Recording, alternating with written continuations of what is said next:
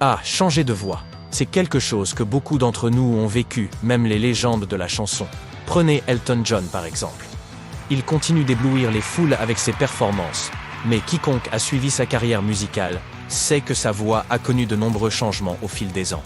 On ne parle pas seulement de la chirurgie qu'il a subie dans les années 80, mais de l'évolution naturelle de ses cordes vocales. Comment fonctionne alors le système des cordes vocales? Lorsque l'air passe à travers vos cordes vocales, elles vibrent et produisent du son. Plusieurs parties sont impliquées, comme le muscle thyro-aryténoïdien, les ligaments vocaux et une membrane muqueuse protectrice. Considérez cela comme votre orchestre philharmonique personnel.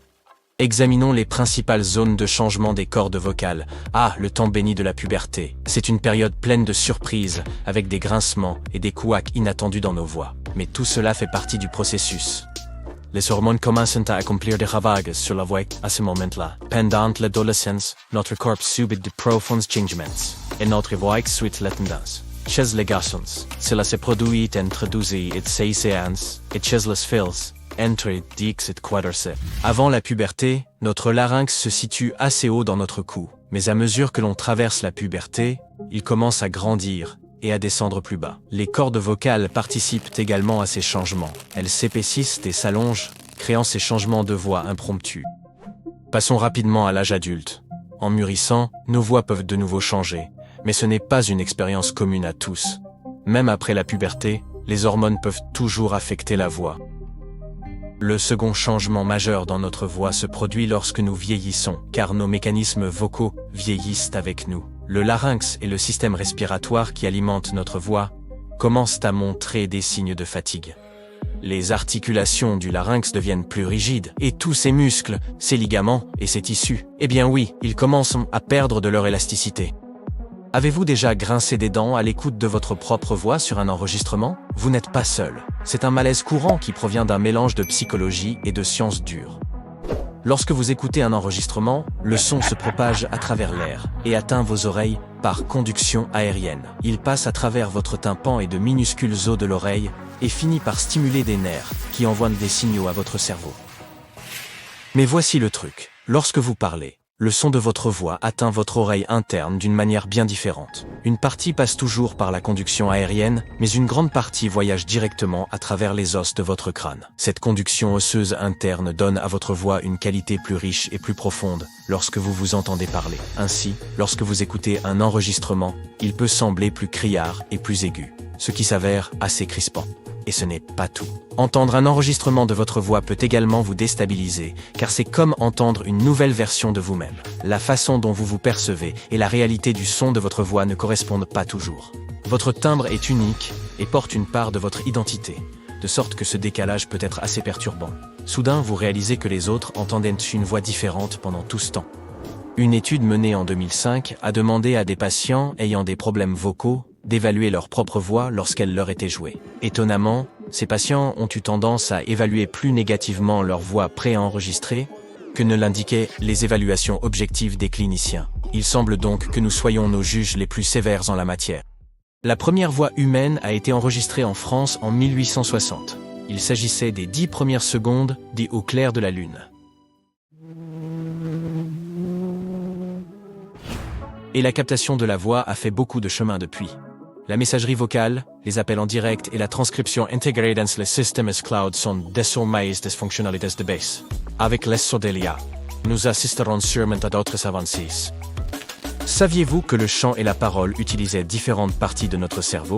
Le chant est plutôt l'affaire du côté droit du cerveau, tandis que la parole est plus dominante dans l'hémisphère gauche. Parfois, après un AVC, lorsque les gens deviennent incapables de parler, ils peuvent encore chanter. Et maintenant, parlons de quelques sommités vocales. Une certaine Jill Drake, d'Angleterre, détient le record de la voix humaine la plus forte. Son cri est parvenu à atteindre 129 décibels. C'est aussi fort qu'un concert d'ACDC. À l'autre extrémité du spectre des records du monde, se trouve Tim Storms. Il a atteint la note la plus basse jamais chantée. Le son était si grave qu'il se trouvait au-delà du champ de la perception humaine. Pour le capter, des spécialistes ont eu besoin d'un microphone spécial. Tim a également une incroyable amplitude vocale, soit 10 octaves. Avez-vous déjà souffert d'une laryngite et essayé de protéger votre voix en chuchotant? Il s'avère que cela pourrait ne pas être la meilleure idée, les otorhinolaryngologistes, ces médecins spécialisés dans les troubles des oreilles, du nez et de la gorge, suggèrent que chuchoter pourrait en réalité être pire pour vos cordes vocales que de parler normalement. Mais attendez une seconde. Le docteur Robert Sataloff, un otorhinolaryngologiste de renom qui est aussi chanteur d'opéra, a décidé d'éprouver cette théorie du chuchotement. Il a rassemblé une équipe d'experts et recruté une centaine de personnes pour participer à cette étude. On a inséré des endoscopes à fibres optiques dans leur gorge. Et les participants ont dû compter de 1 à 10. D'abord en utilisant leur voix ordinaire, puis en chuchotant. Devinez ce qu'on a alors découvert? Chez 69 des sujets, le fait de chuchoter avait en réalité sollicité davantage leurs cordes vocales. C'est comme s'ils serraient leurs cordes plus fortement pour produire ces sons étouffés, ce qui s'est avéré être bien plus pénible pour leur voix. 18 des sujets n'ont montré aucun changement. Et quant au reste d'entre eux, chuchoter a plutôt soulagé leurs cordes vocales. Donc, au lieu de chuchoter, si vous avez besoin de parler à quelqu'un juste à côté de vous sans que tout le monde dans la pièce n'entende votre conversation, peut-être devriez-vous lui envoyer un texto. Maintenant, parlons des moyens de protéger sa voix. Ne vous inquiétez pas, il existe des moyens de garder vos cordes vocales en parfait état alors même que vous vieillissez. Votre mode de vie joue un rôle important dans tout cela. Il est donc peut-être temps de reconsidérer certaines de vos habitudes. Chanter ou lire à haute voix tous les jours peut donner à vos cordes vocales l'exercice dont elles ont besoin pour ralentir le processus de vieillissement. Oh, et n'oublions pas l'importance de l'hydratation. Et, calmez-vous si vous vous lancez dans ces jeux vidéo ou ces sports ultra compétitifs. Méfiez-vous des cris et des hurlements forts. Ils peuvent fatiguer votre voix et la rendre éraillée. S'il vous faut vraiment crier, faites-le brièvement et allez-y mollo. Échauffez-vous d'abord. Avant de sortir pour chanter, parler en public ou donner un cours, accordez un petit étirement aux muscles de votre cou et de vos épaules. Et n'oubliez pas de fredonner un peu ou d'alterner différentes notes, de la plus grave à la plus aiguë. Allez-y doucement lorsque vous ne vous sentez pas bien. Si vous avez une voix éraillée à cause d'un rhume ou d'une angine, ne vous forcez pas.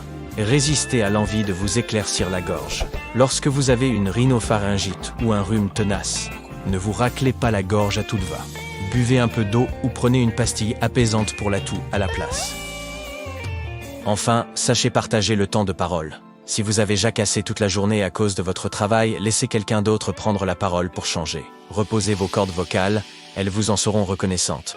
Souvenez-vous qu'il y a de l'espoir pour nos voix vieillissantes. Si vous rencontrez des problèmes vocaux, il est judicieux de consulter un orthophoniste, quelqu'un qui connaît tous les tenants et aboutissants de notre système de parole. Il examinera vos cordes vocales avant d'établir un diagnostic. On pourrait vous prescrire une thérapie de réhabilitation vocale, avec des exercices quotidiens pour renforcer votre voix. Ou peut-être, aurez-vous besoin d'une microchirurgie des cordes vocales pour traiter quelques nodules. Enfin, si vos cordes vocales ont besoin d'un peu plus de volume et une petite injection pourrait bien faire l'affaire. Elle donnera un coup de pouce à votre voix.